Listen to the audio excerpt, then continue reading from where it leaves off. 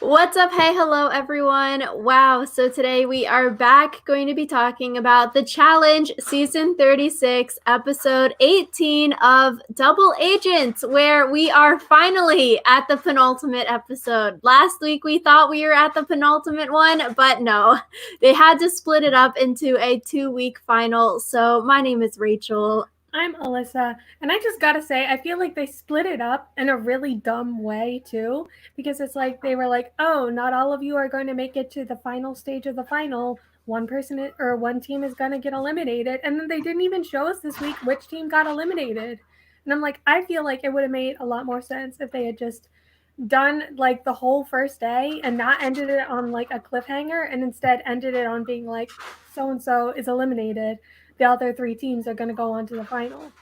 So Yeah, which, like, I guess it's sort of obvious probably which team is getting eliminated, but also, like, if there's a third stage after the food eating competition, like, anything could happen. And, like, they cliffhangered it on, like, this choice that is probably so obvious because once we talk about it, like, there's only one team really that you should give it to, and the other two teams, like, you are probably not going to give it to. It's not the smart thing. And it's like, this was a 40-minute episode when usually they're like an hour-long episode. So it's just sort of like, why did you gotta split it up like this? And it was sort of annoying because after each commercial break, they would like recap what just happened before the commercial happened. And it was like literally they would re-show 30 seconds of what happened before the commercial break. And we're like, yo, we just saw this. It's not like we saw it last week. Why do you recap it after the commercial break?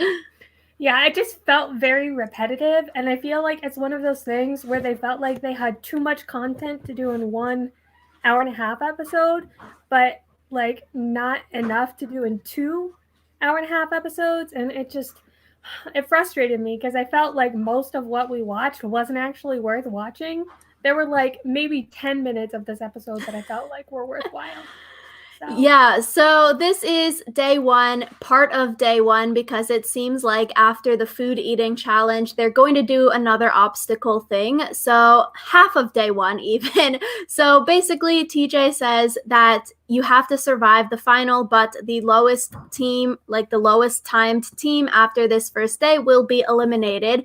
And last week, Alyssa and I were talking about the money prizes for this season. And so it turns out the first place team gets 450K each. Second place gets 50K each for a total of 100, and then third place gets no money. So with a 900K, 100K, it makes $1 million that they're giving out at the end of this, which I don't know, like, I'm glad that they have a first and second place prize, but it's sort of like, why not just make it first, second, and third get something, and then fourth place, like, you just can't get last. Like, I feel like everyone that makes it to day two should at least get money, some kind of money, 15K each at least for third place.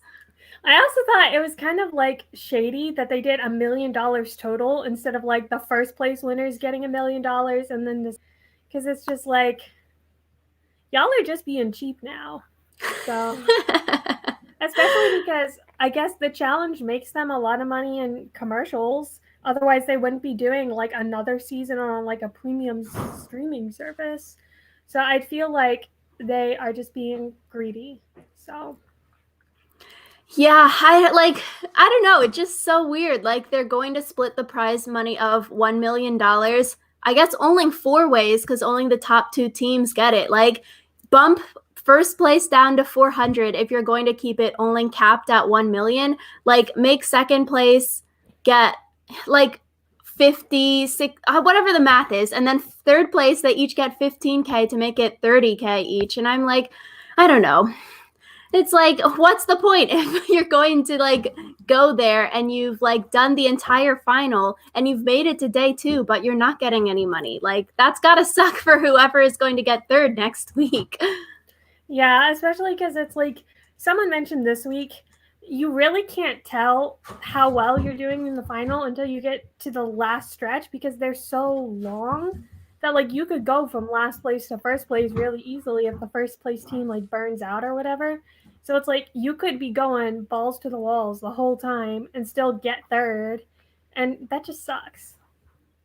Yeah, so we see the first part of this final challenge, and you have to run 3 miles. It's the first part of the mission, and then you get to the first checkpoint. And so, with this final, it's a lot of running, and then you do checkpoints. And so, it's sort of like, okay, you do need endurance. And I was sort of thinking, okay, imagine the other people that like don't have that endurance. How would they ever run a modern day final? Like we've talked about it when the teams had to run 1 mile after skydiving, or even the mini final halfway through the season when they had to run 5 miles holding a heavy object. Like, I'm just like, if you don't train for endurance, how are you ever going to do a modern day final, especially because it seems like it's very endurance heavy? Yeah, I don't know what people are thinking not training for endurance and expecting to go to the final, especially because this was on like a rocky hilly area. It's not like you're running 3 miles on like flat earth, because after the skydiving challenge at least it was like basically just a flat Mm-hmm. single mile. And I feel like the mini final had some hills, but it definitely wasn't as like rocky and hilly as this was. So I feel like with the amount of effort, even though it was only 3 miles, it's probably equivalent to like that 5 mile run that they did, because it's just so much up and down, so many rocks, so many opportunities to get injured, especially if you like slip on a loose rock. Like that's an easy way to just snap your ankle. Yeah, which we sort of saw happen later in the episode. I thought Leroy has a really good attitude, even though like him and Nani were sort of trailing at the first mission, and then they were also trailing come the second checkpoint. He wasn't trying to like overwork Nani. He just kept at her pace. He like wasn't running super far ahead of Nani, even like though we saw how much this means to Leroy, and we've seen him in confessionals saying like, this is my last challenge, like Nani, I really really want to win it. And you can see like he's so emotional about it. And so I think he is like the epitome of a good sport, especially compared to a certain other person in this episode who we'll talk about. But like him not trying to push Nani past her limits because she'll just be more tired later, and then like they'll go even slower because you're overworking someone past their limits. So I felt like he had the right attitude with her. It just sort of sucks that like she's probably the worst runner out of all of the 3 women here, and it's a running heavy final, it seems. Yeah, and it's one of those things where I feel like yelling at someone isn't going to suddenly change their ability to run. And I feel like Casey is a better runner than Nani, but Fessy being like such a dick and like constantly being like faster, faster, faster must be so bad for her like mentally, that it might make the difference between like her amount of running skill and Nani's amount of running skill, because it's so much easier to like keep the energy up and keep going when you want to keep going, because like you want to keep this person happy. You, like Nani said so many times, like I don't want to be the reason that Leroy like is in last place. Like I really care about doing this specifically for Leroy. And it's like I feel like that attitude will get you so much further than like wanting to do it for yourself but kind of low key hating your partner the whole time. And I feel like Fessy just like is not a good partner. Even when he has the partner that he wants in Casey, he's still a dick to her. Exactly. I was just sort of confused because, like, unless you're in last place, like Leroy and Nani, there's no reason that you should be like pushing it so hard, or like, because Leroy and Nani need to push it because they're in last, so they need to close the gap to maybe pass a team or two so they get like a better time, especially in the second mission of the leg, because it's a timed challenge for both of these, and it's like you don't want to have the slowest time or else you're getting eliminated. So like makes sense for Leroy and Nani to like push and to try to sprint because they're in last place. But for like the other 3 teams, they're like so close together, and it's like they were like right next to each other pretty much. I felt like personally you just need to be a part of the pack. There's no real reason to set the pace super quick unless you can handle setting the pace faster, because then that will tire the other teams out and it works for your advantage. But like we saw, Casey couldn't handle the pace that Fessy was setting, and so rushing her just makes her more tired. So like it doesn't make sense that like you would push someone past their limits when you're already in first place at the second checkpoint for them. So it's like, there's no real point. Why do you keep running and sprinting so fast? You're already ahead, and like there's no reason to set the pace for something you can't manage.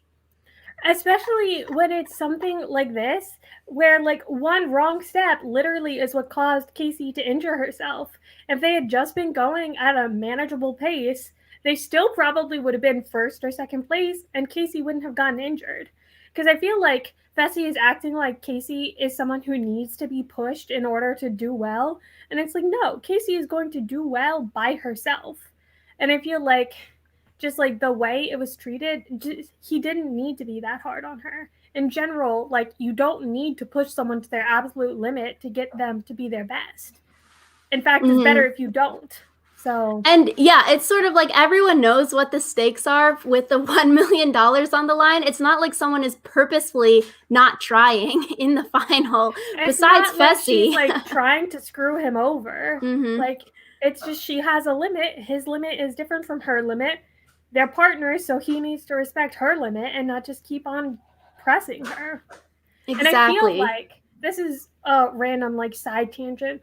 One of the reasons I feel like CT and Amber B did so well is because they've never been partners with each other before, so they didn't really, I feel like, have expectations of what each other's limits should be. And I feel like Fessy and Casey being close, like Fessy's like, oh, Casey should be able to do better. She should be able to do better. And I feel like that is kind of like what screwed them over. Whereas like CT and Amber B are still learning each other. They don't know like, hey, can you go further or not? And so they're being more cautious. And then also they're recognizing each other's strengths and weaknesses in a way that's like good, especially for new partners. So yeah. 100%. I think that does seem to be like part of the case there. And so we get to the first checkpoint. Amber B and CT get there first. So a good showing for them. Fessy and Casey get their second, Cam and Corey get their third, and then Leroy and Nani get their fourth. And so they have to do this same challenge as the premiere episode where you have to run on top of a mound, find a capsule, memorize the colors, and then recreate those colors on your board. And so they go in men's and women's heats, and the fastest agent wins. They get some kind of advantage. So I thought this was a fair challenge. I think with this challenge, it is more fair than if they did other kinds of challenges. So I felt like that was fine there. Yeah, it was a fine challenge. I think the one thing was like people were just being nastier than they needed to be. Like I think there was one time where CT was like holding the thing and Fessy just like would nonstop like shaking him around like a dog toy. And you even hear someone, I think it was Nani, telling Fessy to just like cool it because it's like 10 seconds of CT looking at that isn't going to make that much of a difference. And he ended up winning anyway, so just chill. This Yeah, doesn't need I to be liked such an aggressive thing. I personally liked how they were like fighting over the capsule more, and like they weren't just being as friendly as usual and like, oh, handing the capsule off to their partners or like someone that they're friends with kind of thing. So it's even like Corey and Fessy were sort of going into a little bit of fighting there because even though they're buds, like, no, this is a final, like, we can't be in this big mega alliance anymore. So I thought it was good that people were thinking for themselves and not just like playing for the whole big alliance kind of thing. So I like that. I thought it was sort of funny how earlier in the season, Fessy said that he beat CT in like the semi truck daily challenge where you have to wrestle on top of a semi truck, and like they timed out, so I don't see how like you can say one person beat the other when you timed out. But I thought it was funny. CT won this challenge even while he wasted time fighting, because even though the fighting was funny, it wastes time because you need to be looking at the colors on the capsule. Yeah, and I think it's so funny because Fessy like kept calling CT like an old guy, like, oh, you're washed up, and it's like he beat you to the first checkpoint and he beat you doing the first checkpoint. So like, is he really that washed up, or are you just not as good as you think you are? Yeah, so we go to the women's round, and Amber B wins for the girls. So no matter whoever has the faster time, either way, CT and Amber B as a team will get this advantage. But it turns out that this advantage was sort of useless, I feel like, in a way. But like Amber B has the faster time, so she gets the option to switch your partner. And I felt like Amber B, there's no way that she was going to switch her partners. If Cam or Corey won, they probably wouldn't switch. Fessy Casey probably wouldn't switch. Maybe if Leroy won, he would be the only person that switched, but I feel like no one was going to use this advantage. Yeah, I feel like it's one of those things where you can't really get into a better position, I feel like, by switching partners at the closing bell. I feel like everyone went into the final thinking their partner was going to be their partner the whole time, and they had like made peace with that. And I think you would just end up pissing someone off. And like pissed off people don't do as well in competition. So if you made someone angry by switching your partner, like that's not good. And not to keep ragging on Fessy, but I'm gonna keep ragging on Fessy. He like was so sure that Amber B was going to take him back, and I'm like, you were a dick to her. Why would she want to take you back? You were a jerk. That's why, yeah, I am all for Amber B like showing it to the Big Brother Alliance. Like, yeah, screw you, Fessy. I'm Amber B, and I don't need you to run this final. I don't need you to win this final. And so I just, yeah, it was sort of awkward, funny. Like Fessy's relieved face after Amber B says that she wants to stick with CT. Like he had such a good reaction there, but it's like, yo, why do you think she would pick you again? I felt like she only really picked you that first time because you're in the Big Brother Alliance. And by picking you, she can sort of save herself because you and Casey are so close. But Amber B sticks with CT, which I think is the smart move. Like both of them won they got first place getting to this checkpoint, and both of them won their individual gendered heats. So like you're both winning right now. No need to switch. And I think it would be interesting if someone did switch partners. Like how would the timing work for the team that's getting eliminated after day one? Would you like average the people's times together? So like that's how they sent people off to start the second part of this leg. But like if Amber B picked Leroy and Leroy came in last, getting to this checkpoint, say they were 10 minutes slower than Amber B finishing the race, the run, like then do you add 5 minutes on to Amber B's time? And then that's how they get their new time to start the second part of this leg. Like it sort of doesn't, like if you pick a slow partner that got slow or last in the first part of this, you're basically adding more time to your own time. Like that doesn't make sense. Then you could get eliminated. I mean, I think the logic is no one would intentionally pick a partner who is slower than them, but it's like that's kind of dumb when, like you said, both Amber B and CT were winning. So it's like, why would Amber B pick a different partner? And I just feel like this advantage isn't really that much of an advantage. Like, I would have liked an advantage that was like, you get to leave 5 minutes early or something like that, rather than an advantage I'm not actually going to use. Mm-hmm. Or like a time penalty, which seems like that's what the second advantage will be. Like, oh, eat this extra food and you can't leave this checkpoint until you finish the extra food kind of thing. So that's more of like an advantage disadvantage. So it would have made more sense like, oh, Amber B, you stick with your partner, but you can pick whichever team you want to give a 5 minute disadvantage. So like say Nani won this challenge and like she feels bad for bringing Leroy down, so she picks another guy partner to like sabotage them, so like their time gets worse. I don't know, it just, where's the rule book? I need to see it for this because it just seems like if you're going to average the times together, say Nani, who came in last, picked CT, if Nani won this challenge, like then CT sort of gets screwed because Nani was so slow at the running. Yeah. So this first challenge happens. They get sent out to run again, and they get sent out, like Rachel said, by their like finish time. And so Which like TT go first. They all started at the same time, which is like they like it was like TJ's, a couple seconds of difference basically. Yeah, TJ said they like averaged the times of the partners together, and then like that would be, but when we saw the shot, like all four teams you could see were starting basically at the same time, like 1 to 2 minutes difference. Like how is that fair? Like what? It's dumb. But anyways, they're running, and this is when Casey gets hurt because Fessy keeps yelling at her to run faster. She slips on a rock, and I guess her knee pops out of her socket. And I felt bad because she was like at the front of the pack, and all of these people were like running by her as she is on the ground, clutching her knee in pain. And like, I get why they didn't stop because it's the final and they can't stop. It's not their job to stop. But also, like, I felt really bad for Casey because it's not her fault.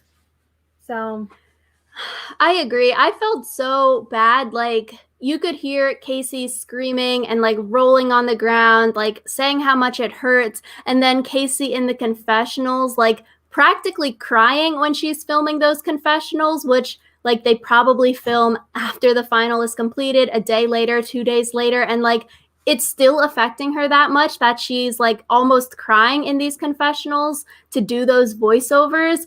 And it was just so hard to watch, and like Casey not giving up and like hobbling with one good leg to make it to that second checkpoint. Like dang, like she has a ton of heart, and like I think it really goes to show like the kind of person that Casey is. Like she wasn't going to give up, and like sort of like Kyle last episode, he didn't want to quit just because he was hurt. He was trying to avoid medical looking at him to like DQ him, and like Casey was like, yeah, can you just wrap it? I want to keep continuing, like don't DQ me. And I feel like she could have easily like quit or been pulled from the game, but like she still fought to get to that second checkpoint.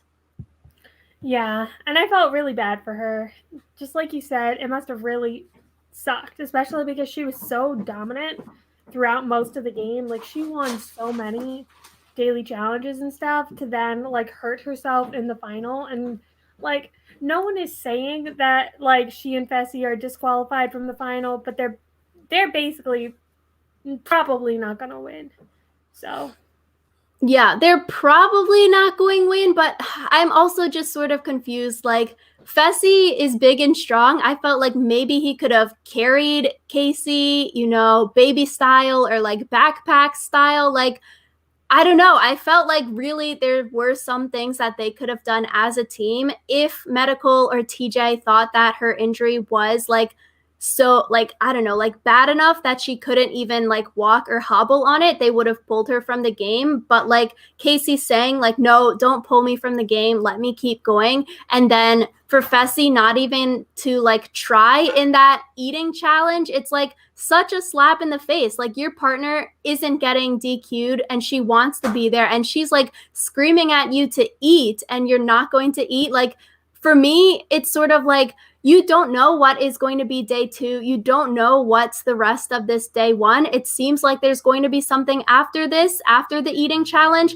And like you don't know if it's going to be running heavy. Like, yes, probably it's a good chance that it's a running heavy final, in which Casey sort of has like a disadvantage there. But like, I don't know. I think there were things that you could have done, like to or do you could have at something. least communicated with her like, hey, I'm worried that the next leg of the final is also going to be running. You can't run. I'm not sure that we should like try because I don't want to try now and then blah blah. Like explain yourself rather than just yelling about how you're not going to win anyway. And then she doesn't have to eat the gross stuff either. Yeah, it really just felt like Fessy standing there not eating. It's like such a bad attitude. It's such a bad sport. And it's like Casey is the injured one and she is willing to push forward on one leg and keep trying. And like you're the completely fine person and you're not willing to like keep trying. Like we said, you don't know what the day two, you don't know what the rest of the final is. Like you could try to carry her on your back, on your front. Like you don't know what it is. And so I just really felt like at the eating portion, it was like if Fessy was waiting for TJ or like wanting TJ to come and DQ them as a team to like get it over with. So like they wouldn't have to keep going. Yeah, and it's just like don't be a jerk to your partner the whole time and then continue to be a jerk to her after she gets hurt because of you. So I was mad the whole time.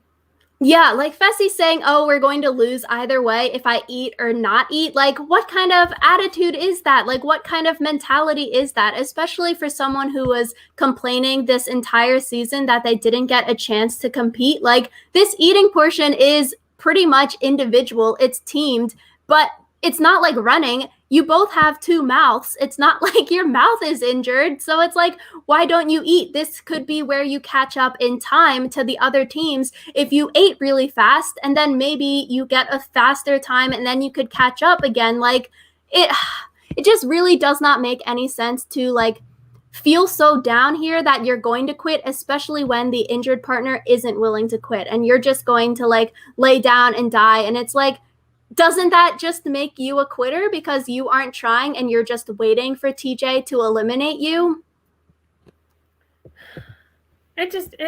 Ugh.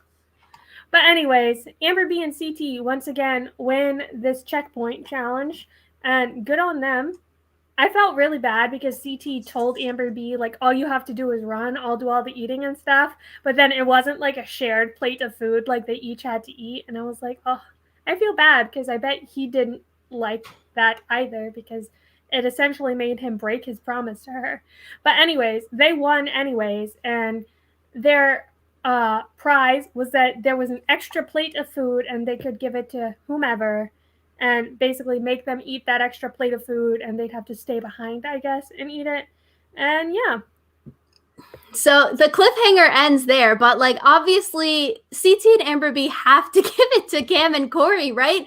They are the closest team now behind them because Casey and Fessy were very slow to get to this second checkpoint. So their time is probably maybe like closer to Leroy and Nani's time, or maybe Leroy and Nani bumped up to third place, depending how long it took Fessy and Casey to get to this second checkpoint. So it's like, why did you cliffhanger it here? You're not going to give it to Leroy, who is like potentially in last place, and you're not giving it to Casey's team, who is also potentially in last place and injured. Like, you're going to give it to Cam and Corey.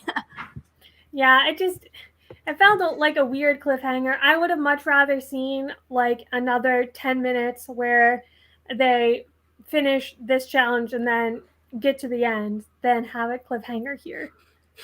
Yeah, I think with the food, this like second checkpoint, it was really weird because after CT and Amber B finished their food, everyone else just stopped eating, and then TJ like blew the horn like, "Oh yeah, this checkpoint is over." Like, CT and Amber B, you get this advantage to disadvantage another team, sabotage another team. But like, then what was the point of eating the food in the first place if you could just stop when the first place team finishes? Like, was eating this food not getting added on to your total time? Like, oh, it took Amber B and CT 30 minutes to eat it, but it's taking like Cam and Corey an hour to eat it, so let's add an hour to their time. But like, if you're stopping when the first team finishes, like, what was the point? Then you should be like Fessy and like, why are you going to torture yourself if it doesn't matter, if it's not getting added to your time? Like, why didn't everyone have to finish it? Again, we need the rule book. Exactly. Yeah, 100%. Because it's like everyone should have had to finish it, and then only the first place team gets to sabotage another. And then however slow or fast you were adds on to your time. So it's sort of like an equalizer. Especially because the first place team is now at a disadvantage because they have the most food in their stomachs. And I can't imagine that like ram's testicles and a liter of blood sits well in your stomach. So they're going to have to be running with that in their stomach, which might actually make them perform worse. Yeah, it might make them slower. They might take more time and waste time vomiting off like the side of the cliffs there. Like, just, I don't know. We need the rules for all of these things because some things just like really don't make sense, especially with these timed finals that are broken up into different segments. Like, I need to see the times for all of these things. Like, please show us some of the receipts. Yeah. But so that's all we saw for this first part of the final. I hope that the second part is more interesting because, like I said, it felt like this was really repetitive. But I think the best part of this was CT and Amber B outshining everyone. They are the team to beat. And honestly, I feel like sort of the dark horse in terms of Amber B coming out of the gates because everyone has sort of thought, oh, she's really skinny and tall, like she's not going to be very strong or competitive all season. And like, it's weird that she's like doing so well in the final, but like we haven't really seen any of her this season besides like the Amber M and Liv drama and then the Big Brother drama that happened like 2 weeks ago. So it's like it's weird with the editing that they wouldn't like edit her more to make her be like, oh, this is a potential winner. This is like the rookie breakout star of the season, considering like CT and Amber B are the team to beat. They're the first place team right now. So it's like, dang, good for Amber B. Like she's proving all the haters wrong. Like, yes, love to see it. Yeah, so I'm really excited to see who ends up winning. I hope that it's CT and Amber B. I feel like the only team I wouldn't want to win would be Fessy and Casey, but that seems like a very slim chance at this point. So, yeah, let us know what you think about this first part of the final down in the comments below. Did you think that it was too short? Did you think that Fessy was really annoying? Do you really like Fessy and just hated how much I hate him? Let us know all of this and any other thoughts you have down in the comments below, and we'll see you guys next week for the final part 2.